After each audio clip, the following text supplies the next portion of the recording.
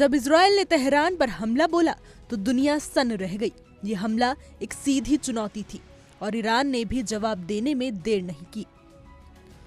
उसने मिसाइलों की बारिश कर दी। अब ये लड़ाई जमीन की सीमाओं तक सीमित नहीं रही, ये जंग आसमान तक पहुंच चुकी है। मिसाइलें हवा में टकरा रही हैं, शहर तबाह हो रहे हैं और दोनों देशों के डिफेंस सिस्टम अपनी पूरी ताकत झोंक रहे हैं।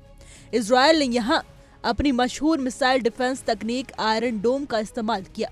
वहीं ईरान ने अपनी हाइपरसोनिक मिसाइलों और सैकड़ों बैलिस्टिक हमलों से इजराइल को झकझोर दिया है। ये संघर्ष अब पारंपरिक युद्ध से आगे निकल चुका है।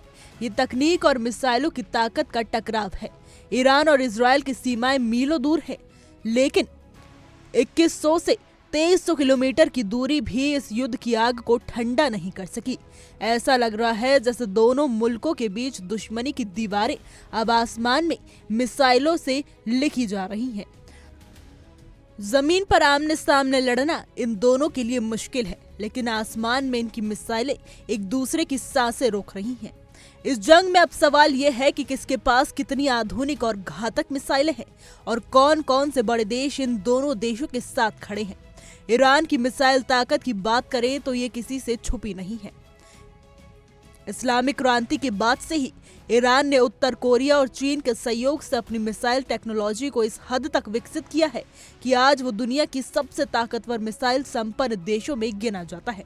रूस जैसे देशों को वो मिसाइल बेचते हैं और बदले में उनसे फाइटर जेट्स और हेलीकॉप्टर लेते हैं। ये मिसाइल डिप्लोमेसी अब उनके लिए एक नई ताकत बन चुकी है। ईरान के पास सेजुल जैसी घातक मिसाइलें हैं जो 17,000 किलोमीटर प्रति घंटे की रफ्तार से उड़ती हैं और 2500 किलोमीटर तक मार सकती हैं। शहाब-3, खैबर और इमाद-1 जैसी मिसाइलें भी उसकी ताकत का हिस्सा है, जिनकी मारक क्षमता 2000 किलोमीटर तक है। ये मिसाइलें अब इतनी अपग्रेड हो चुकी हैं कि इनको ट्रैक करना भी मुश्किल हो गया है। दुश्मन देशों के लिए मिसाइलें किसी बुरे सपने से कम नहीं है। दूसरी ओर इजराइल की ताकत सिर्फ उनके हमले में नहीं, बल्कि उनकी सुरक्षा कवच में भी छुपी हुई है। आयरन डोम ये एक ऐसी एंटी मिसाइल सिस्टम है जिसे राफेल और इजरायली डिफेंस फोर्स ने मिलकर बनाया है। यह सिस्टम शहरी इलाकों को छोटे रॉकेट्स, मोर्टार और शॉर्ट रेंज मिसाइलों से बचाने में 90% से ज्यादा सफल रहा है। लेकिन इस बार मामला कुछ अलग है। ईरान ने इतनी बड़ी संख्या में मिसाइलें एक साथ दागी कि आयरन डोम पर अत्यधिक दबाव बन गया। इसमें शामिल थी फतह सीरीज की नई हाइपरसोनिक मिसाइलें। इतनी तेज और एडवांस की जीपीएस रहित तकनीक का इस्तेमाल कर ट्रैकिंग को भी मात दे दी। ये रणनीति इतनी प्रभावशाली साबित हुई कि तेल अवीव समेत कई इजरायली शहरों में ईरानी मिसाइलों ने तबाही मचा दी। कई इमारतें ढह गई और इजरायल का अभेद कहा जाने वाला सुरक्षा कवच पहली बार इतना कमजोर नजर आया।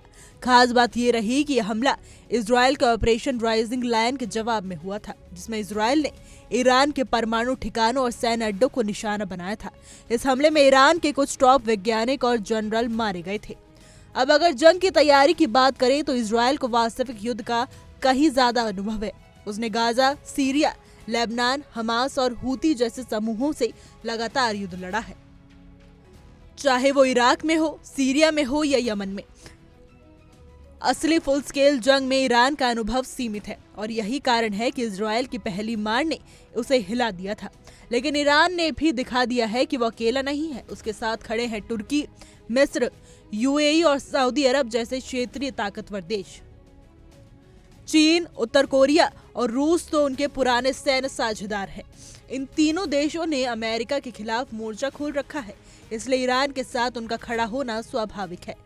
कुल मिलाकर अब ये युद्ध दो देशों के बीच नहीं रह गया, ये एक नया वैश्विक समीकरण बनता जा रहा है। एक तरफ चीन, रूस, ईरान और उत्तर कोरिया है, दूसरी तरफ अमेरिका, इजरायल और उनके पश्चिमी सहयोगी। और जब मिसाइलें हवा में गूंज रही हो तब कूटनीतिक की आवाज कहीं सुनाई नहीं देती। हमारी आज की रिपोर्ट में बस इतना ही। कैसा लगा आपको हमारा वीडियो, कमेंट करके जरूर बताइएगा।